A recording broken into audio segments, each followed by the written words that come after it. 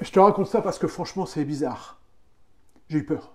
Tu es bien sur Tesla Sympa? C'est écrit là. Bah ouais, dis donc, j'ai eu peur. J'ai eu ma Tesla Y Propulsion il y a à peu près une semaine, donc je vais la récupérer à Tesla Seclin. Tout se passe bien, je ferai une vidéo sur la réception du véhicule. Bref, je récupère mon véhicule. Le temps, bon, un peu humide, mais pas froid. Je prends la voiture, je commence à rouler un peu, premier rond-point, deuxième rond-point. Je vais pour m'engager sur l'autoroute, il y a un feu, virage à gauche, j'accélère.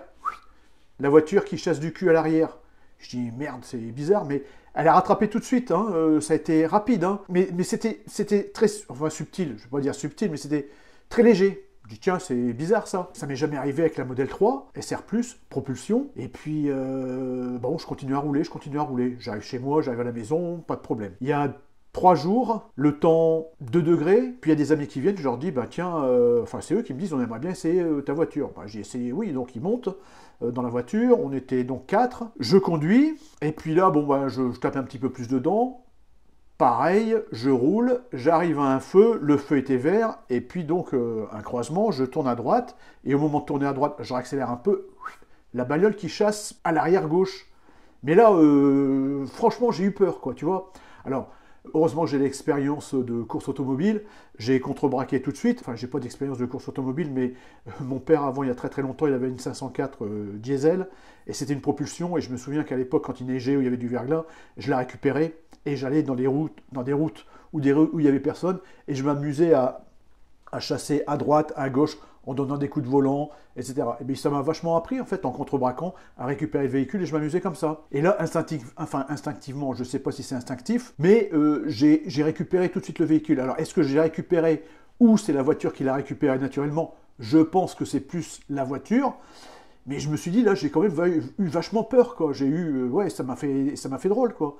Donc les gens derrière, et moi, oh super, alors moi je n'ai pas fait, ouais, champion, hein, non, non, non, non, j'étais pas rassuré, quoi. Et alors il faisait 2 degrés, en tournant, ben, c'était sur des bancs un passage piéton. Est-ce que ça a glissé sur le passage piéton? Est-ce que ce sont les pneus des Hankook? Sur la SR+, c'était des Michelin. Je n'ai jamais eu ce problème-là avec la SR+, comme je disais tout à l'heure.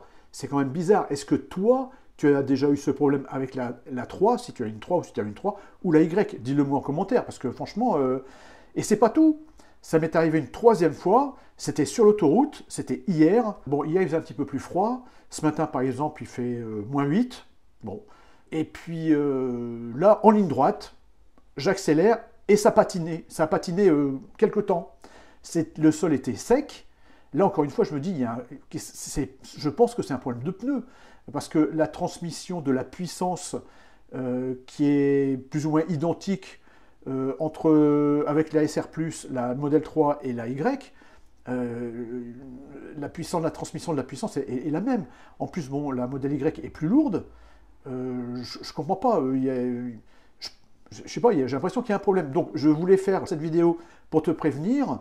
Alors, j'avais en tête de faire une vidéo sur la réception du véhicule. Bon, et mes premières impressions, là, c'est la toute première, mais je la fais tout de suite. Mes impressions, je vais la faire bientôt. La réception également, et puis les équipements que j'ai achetés pour ce véhicule.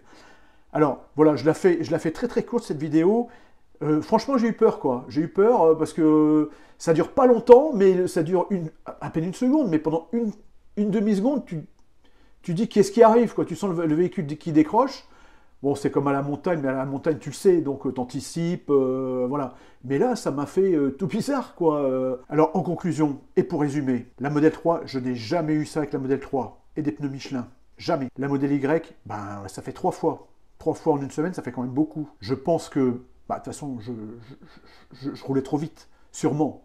Mais bon, avec la Model 3, j'ai aussi roulé trop vite. À mon avis, il y a quand même un problème avec les pneus. Les pneus Hankook ne sont pas les mêmes que les pneus Michelin. Est-ce que ça t'est arrivé sur la Model Y, la nouvelle propulsion? Est-ce que ça t'est déjà arrivé sur la Model 3, propulsion? Voilà, je voulais faire cette vidéo pour échanger, pour te prévenir, pour nous prévenir, et avoir ton ressenti sur les pneus ou sur la reste. Je te remercie encore. À bientôt. Everybody get your fucking hands up.